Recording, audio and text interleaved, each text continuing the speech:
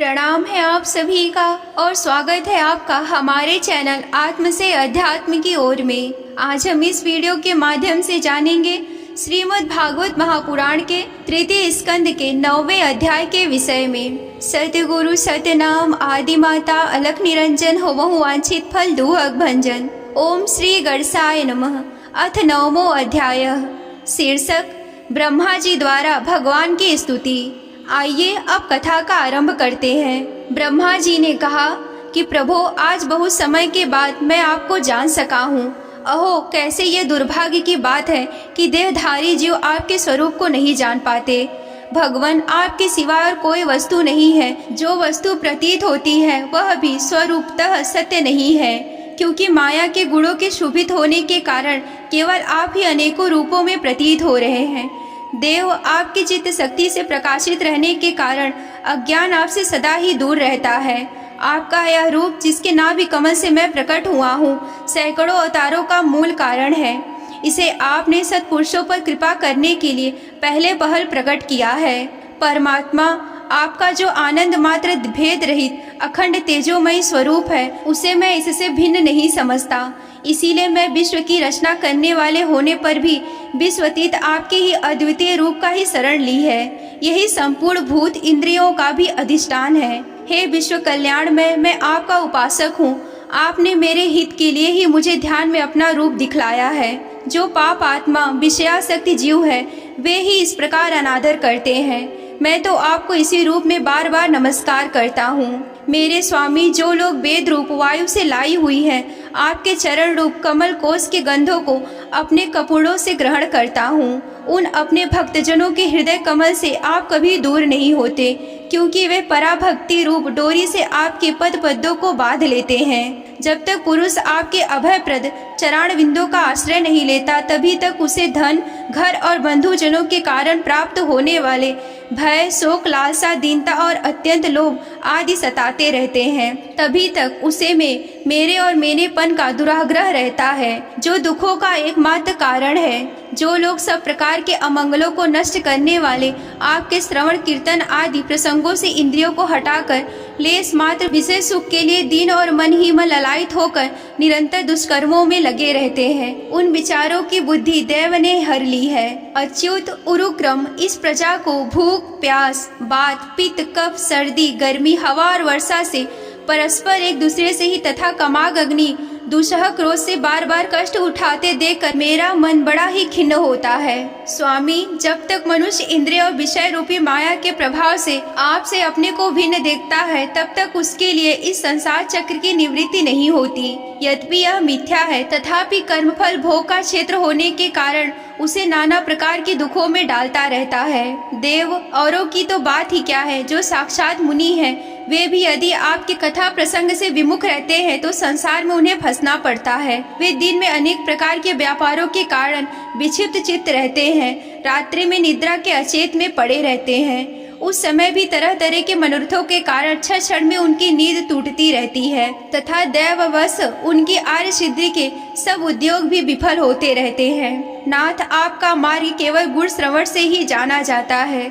जब आप निश्चय ही मनुष्यों के भक्ति योग के द्वारा प्रसिद्ध हुए हृदय कमल में निवास करते हैं। पुण्य श्लोक प्रभु, आपके भक्तजन जिस जिस भावना से आपका चिंतन करते हैं, उन साधु पुरुषों पर अनुग्रह करने के लिए आप ही वही रूप धारण कर लेते हैं। भगवान, आप एक हैं तथा संपूर्ण प्राणियों के अंतःकरणों में स्थित उनके परम हितकारी अंतरात्मा भी हैं। इसीलिए यदि देवता लोग भी हृदय में तरह तरह की कामनाएं रखकर भांति भांति की विपुल सामग्रियों से आपका पूजन करते हैं, तो उससे आप उतने ही प्रसन्न नहीं होते जितने सब प्राणियों पर दया करने से होते हैं। किंतु वह सर्वभूत दया असत पुरुषों को अत्यंत ही दुर्लभ है। जो कर्म आपका अर्पण कर दिया जाता है, उसका कभी नाश नहीं होता, वह अक्षय हो जाता है।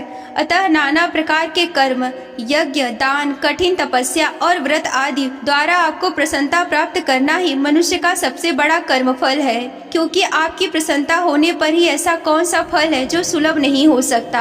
आप सर्वदा अपने स्वरूप के प्रकाश से ही प्राणियों के भेद भ्रम रूप अहंकार का नाश कर देते हैं, तथा ज्ञान के अधिष्ठान पर साक्षात परम पुरुष है। मैं आपको नमस्कार करता हूँ। संसार की उत्पत्ति, स्थिति और संहार के निमित्त जो माया की लीला होती है वह आपका ही खेल है। अतः आप परमेश्वर को मैं बारंबार प्रणाम करता हूँ। जो लोग प्राण त्याग करते समय आपके अवतार, गुण और कर्मों को सूचित करने वाले देवकी नंदन, जनार्दन, कंस, निकंदन आदि नामों का विवश होकर भी उच्चारण करते हैं, वे अनेकों जन्मों के पापों से तत्काल छूटकर माया आदि आवरणों से रहित ब्रह्मा पद को प्राप्त करते हैं। आप नित्य अजन्मा है, मैं आपकी शरण ग्रहण करता हूँ।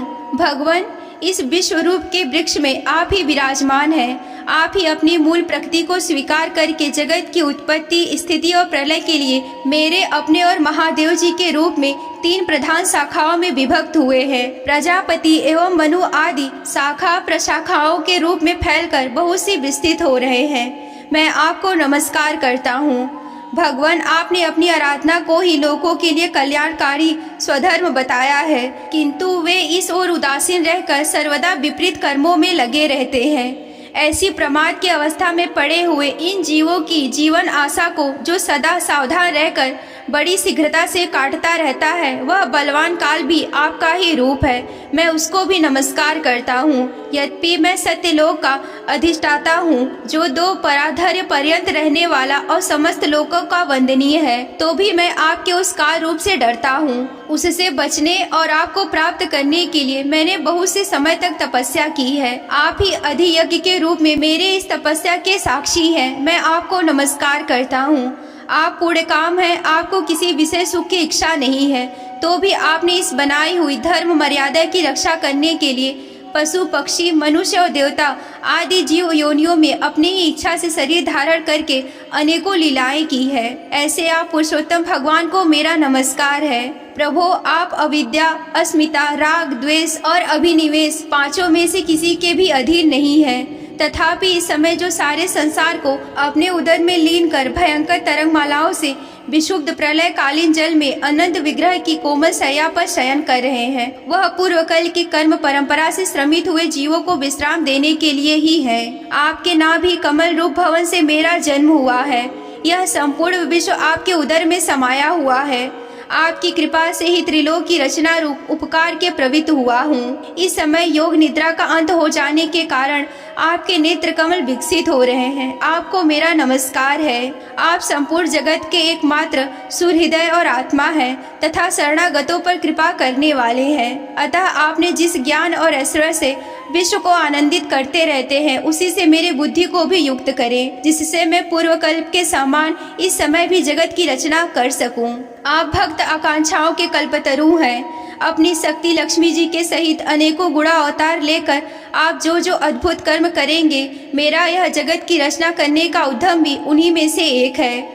अतः इसे रचते समय आप मेरे चित्त को प्रेरित करें, शक्ति प्रदान करें, जिससे मैं सृष्टि रचना विषयक अभिमान रूप मल से दूर रह सकूं। प्रभु, इस प्रलय कालीन जल में शयन करते हुए आप अनंत शक्ति परम पुरुष के नाभि कमल से मेरा प्रादुर्भाव हुआ है और मैं ही आपकी ही विज्ञान शक्ति। अतः इस जगत के विचित्र रूप का विस्तार करते समय आपकी ही कृपा से मेरे वेद रूप वाणी का उच्चारण लुप्त न हो। आप अपार करुणामयी पुराण पुरुष हैं। आप परम प्रेममयी मुस्कान के सहित अपने नेत्र कमल खोलिए और शेष सैया सूट कर विश्व के उद्धार के लिए अपनी सुमधुर वाणी से मेरा विषाद दूर कीजिए। श्री मैत्रेय जी कहते हैं कि विदुर जी इस प्रकार तप, विद्या और समाधि के द्वारा अपने उत्पत्ति स्थान से श्री भगवान को देखकर तथा अपने मन और वाणी की शक्ति के अनुसार उनकी स्तुति करके ब्रह्मा जी थके से होकर मौन हो गए। श्री मधुसूदन भगवान ने देखा कि ब्रह्मा जी इस प्रलय जल राशि में बहुत घबराए हुए हैं तथा लोक रचना के विषय में कोई निश्चित विचार न होने के कारण उनका चित्त बहुत खिन्न सा है। तब उनके अभिप्राय को जानकर वे अपनी गंभीर वाणी से उनका खेद शांत करते हुए कहने लगे। श्री भगवान जी ने कहा कि वेद गर्भ, तुम विषाद के वशीभूत और आलस्य ना करो, सृष्टि के रचना में उद्यम तत्पर हो जाओ। तुम मुझसे जो कुछ चाहते हो उसे तो मैंने पहले ही तुमसे कर चुका हूँ। तुम एक बार फिर से तप करो और भागवत ज्ञान का अनुष्ठान करो। उनके द्वारा तुम सब लोगों को स्पष्टतया से अपने अंतःकरण में ही देखोगे। फिर भक्ति और समाहित चित होकर तुम संपूर्ण लोक और अपने में मुझको ही व्याप्त देखोगे। तथा मुझ में संपूर्ण लोक और अपने आप को ही देखोगे। जिस समय जीव काष्ठ में व्याप्त अग्नि के समान समस्त भूतों से मुझ में ही स्थित देखता है, उसी समय वह अपने अज्ञान रूप मल से मुक्त हो जाता है। जब वह अपने को भूत, इंद्रिय, गुण और अंतःकरण से रहित तथा स्वरूप रूपतः मुझसे ही अभिन्न देखता है, तब वह मोक्ष पद को प्राप्त कर लेता है। ब्रह्मा जी नाना प्रकार के कर्म संस्कारों के अनुसार अनेक प्रकार की जीव सृष्टि को रचने की इच्छा होने पर भी तुम्हारा चित्त मोहित नहीं होता। यह मेरी अतिशय कृपा का ही फल है। तुम सबसे पहले मंत्र दृष्टा हो। प्रजा उत्पन्न करते समय भी तुम्हारा मन मुझ में ही लगा रहता है। इसी से पापमय रजोगुण तुमको नहीं बांध पाता। तुम मुझे भूत, इंद्रिय, गुण और अंतःकरण से रहित समझते हो। इससे जान पड़ता है कि अतवी देहधारी जीवों को भी मेरा ज्ञान होना बहुत कठिन है, तथापि तुमने मुझे जान लिया है। मेरा आश्रय कोई है या नहीं, इस संदेह से तुम कमल नाल के द्वारा जल में उसका मूल खोजते रहे, सो मैंने तुम्हें अपना स्वरूप अंतःकरण में ही दिखलाया है। प्यारे ब्रह्मा जी, तुमने जो मेरी कथाओं के वैभव से युक्ति मेरी स्तुति की है और तपस्या में तुम्हारी निष्ठा, वह भी मेरी ही कृपा का फल है। लोक रचना की इच्छा से तुमने सगुण प्रतीत होने पर भी जो निर्गुण रूप से मेरा वर्णन करते हुए स्तुति की है, उससे मैं बहुत प्रसन्न हूँ। तुम्हारा कल्याण हो। मैं समस्त कामनाओं और मनोरथों को पूर्ण करने में समर्थ हूँ। जो पुरुष नित्य प्रति स्रोतों द्वारा स्तुति करके मेरा भजन करेगा, उस पर मैं शीघ्र ही प्रसन्न हो जाऊंगा। तत्ववेत्ताओं का मत है कि पूर्त, तप, यज्ञ, दान, योग, समाधि आदि साधनों से प्राप्त होने वाला जो परम कल्याणमय फल है, वह मेरी प्रसन्नता ही है। विधाता, मैं आत्माओं का भी आत्मा और स्त्री, पुत्र आदि प्रियों का भी प्रिय हूँ। देह आदि मेरे लिए ही है, अतः मुझसे प्रेम करना चाहिए। ब्रह्मा जी, त्रिलोकी को तथा जो प्रजा इस समय मुझ में लीन है, उसे तुम पूर्व कल्प के समान मुझसे उत्पन्न करके अपने सर्ववेदमय स्वरूप से ही स्वयं रचना करो। श्री मैत्रेय जी कहते हैं कि प्रकृति और पुरुष के स्वामी कमलनाभ भगवान सृष्टिकर्ता ब्रह्मा जी को इस प्रकार जगत की अभिव्यक्ति करवाकर अपने उस नारायण रूप से अदृश्य हो गए। यहीं पर श्रीमद् भागवत महापुराण के तृतीय स्कंद का 9वां अध्याय समाप्त होता है। अगर आप श्रीमद् भागवत महापुराण की कथा में रुचि रखते हैं और विस्तार पूर्वक यूं ही वर्णन सुनना चाहते हैं, तो हमारे चैनल आत्म से अध्यात्म की ओर को सब्सक्राइब कर लें। आज के वीडियो में बस इतना ही। मिलते हैं अगले वीडियो में। तब तक के लिए आप सभी को जय आदिशक्ति भोलेनाथ जी। हर हर महादेव।